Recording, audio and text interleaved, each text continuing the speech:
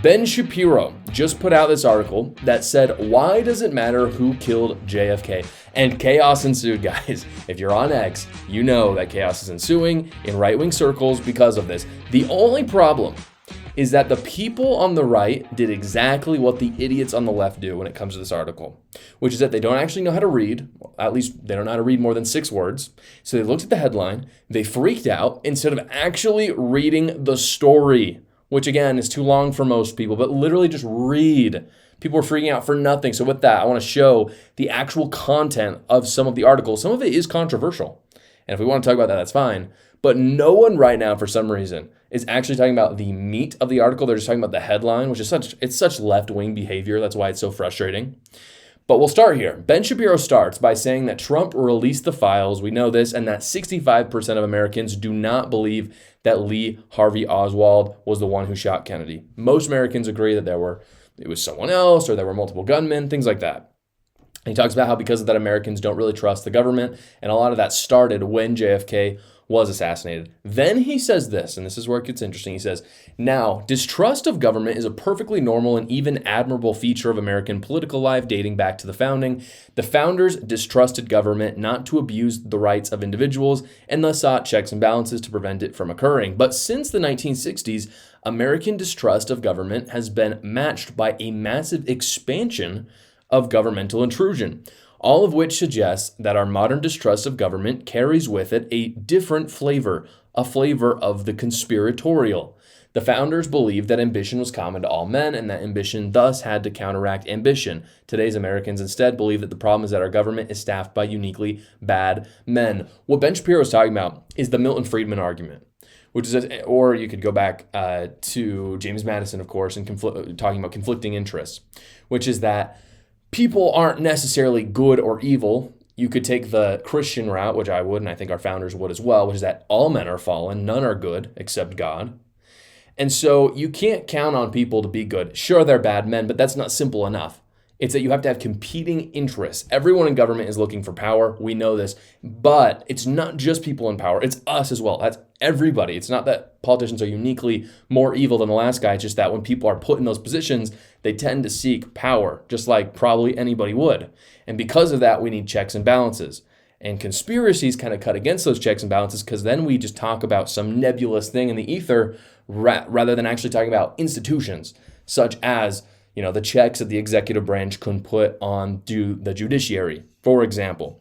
He then says this, and he also points out, I should say, that what's interesting is that at the same time as Americans stop trusting the government has exploded, which shows that the people have not been effective at using those conspiracies to stop government. He then says this, if we misattribute, I believe this is the very end of the article. Yeah, this is it. I mean, it's not a long article. He says, if we misattribute broad and endemic problems of government to such conspiracies despite all of available evidence, we miss the point. We maintain the size and scope of government while hunting shadows and training ourselves to distrust our own eyes in the process. Conspiracies exist, but they require evidence.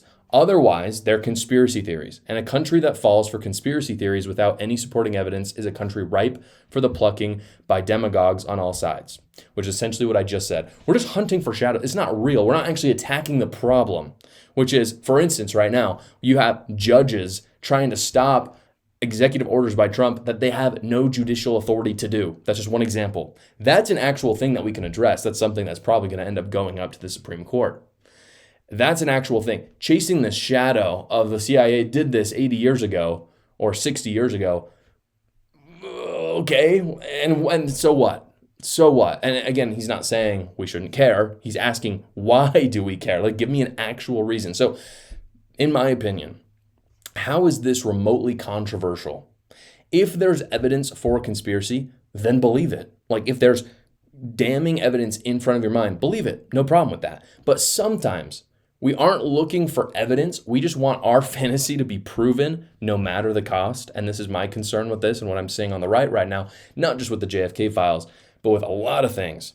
You can see this, by the way, like the JFK files is a perfect example of this, because 80,000 pages came out and everyone who hates the Jews found the 2 places in files where someone suspected that Israel was behind the attack. And they said, yep, Jews' fault. Or the people who hate the CIA, they found the 4 places where people they were witnesses, they were part of the 80,000 pages, and they talk about, yeah, I think it was the CIA, and they jump on that and they said, it was the CIA. Or people who hate Russia find the 10 places in the pages where it talks about Russia, and then they come out and say, it was Russia. We know it's the USSR. And the problem is they didn't actually look at the evidence. They totally lost the point of these files, which is to find the truth. It's not to just affirm your own idea. And that's the problem. That's why we should care about the JFK files, ultimately. That's the reason I would posit to Ben Shapiro. We should care about the JFK files because we should care about truth. Truth matters. The problem is no one's actually trying to learn truth. They're trying to prove to everyone around them that what they already thought was true. They already had the conclusion. They're then looking for the evidence to support it. And it's okay to have a hypothesis. There's nothing wrong with that. But they had a concrete truth they were never going to go back on. And then again, they looked at 2 pages. And this is one of the big problems. And it's the opposite of Trump's intention, by the way. I love Donald Trump. He wanted more transparency. This is the opposite of transparency because instead of confirming the truth, it just gave the conspiracy theorists another reason to holler. And I want you to think about this for a second. This is what's so crazy. How many people on X or on YouTube or wherever you get your entertainment who are talking about the JFK files have actually read them themselves, all 80,000 pages? I would guess, and you can tell me if I'm wrong, if there's someone that you really love out there, I'd actually be really interested, so tell me in the comments below. I would guess that zero people have read all 80,000 pages, partly because it's frankly probably impossible because it's been out for, I think, a week now, maybe 2 weeks. 80,000 pages in a week or two, that would be impressive. So, including me, by the way. That's why I haven't come out on my channel and said who assassinated Kennedy. I don't know who assassinated Kennedy. There's some evidence. I think the presumption right now is it was Oswald because that was the original evidence we had before that. If you have doubts, nothing wrong with having doubts. But all those people on X or on YouTube who are saying this is who it was, they're lying to you. They're lying. They don't know. They didn't actually look at the evidence. They already had an opinion, and now they're trying to cherry pick some evidence to show that they were right because people, again, they care more about being right than the truth. And I think that's really sad. Not one page. You can't just take one page out of an 80,000 page document and then say, oh, it was the evil Jews. It was the evil Jews. We know. We saw one page. You've seen it all over X right now.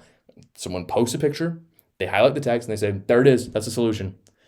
Homie, I can't get over how stupid this is. There are 79,999 other pages out there. And you're saying you found the one page that solved it all? You did not. Don't listen to those people. They're absolutely lying to you. Go read them all. Find the truth for yourself. I'm not going to read it all because I don't care enough. But once someone does, I'll listen to it. I'll look at the evidence presented, and I'll decide if I'm going to believe them or not. Hey guys, I know that filing taxes can be stressful. So if you haven't filed your taxes yet, I want to introduce you to the people who have done my taxes.